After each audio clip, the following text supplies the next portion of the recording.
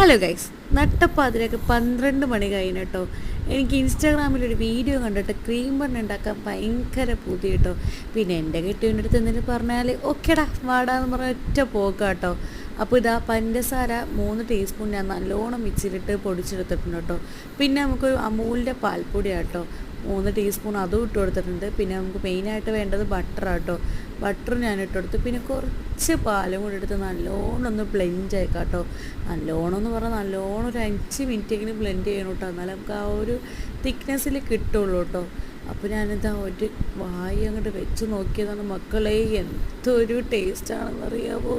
ഇത് വെറുതെ തിന്നാൽ എന്ത് ടേസ്റ്റാണ്. ഇത്രയും ടേസ്റ്റ് ഉണ്ടായിരുന്നു ക്രീം ബണ്ണിന്. എനിക്ക് ആലോചിച്ച് പോയിട്ടോ, ഒരു മിൽക്ക് മെയ്ഡിൻ്റെയൊക്കെ ഒരു ടേസ്റ്റ് അത് വെറുതെ അതിൻ്റെ തിന്നപ്പോൾ കേട്ടോ.